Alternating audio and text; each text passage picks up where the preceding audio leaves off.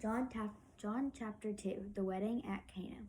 2 days later, there was a wedding in the town of Cana in Galilee, and Jesus' mother was there. Jesus and his followers were also invited. At the wedding, there was not enough wine, so Jesus' mother said to him, "They have no more wine." Jesus answered, "Dear woman, why are you telling me this? It is not yet time for me to begin my work."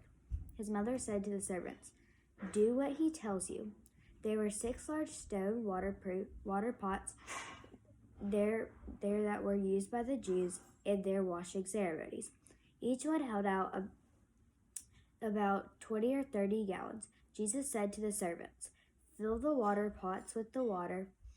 So they filled them to the top. Then he said to them, "Now dip out some water and take it to the man in charge of the feast." So they did what he said. Then the man in charge tasted it, but the water had become wine. He did not know where the wine had come from, but the servants who brought the water knew. He called the bridegroom and said to him, "People always serve the best wine first. Later, when the guests are drunk, they serve the cheaper wine. But you have saved the best wine until now." This was the first of all the miraculous signs Jesus did. He did it in the town of Cana in Galilee.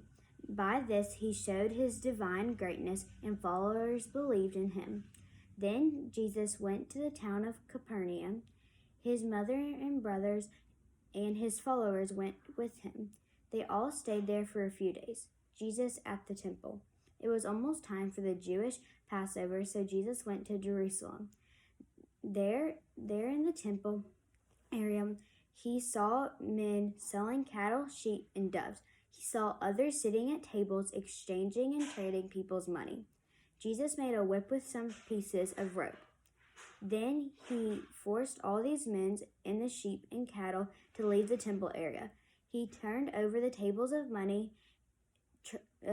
money traders and scattered their money.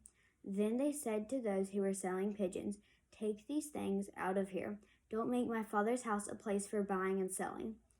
When this happened, his followers remembered what was written in the scriptures. "My strong devotion to your temple will destroy me."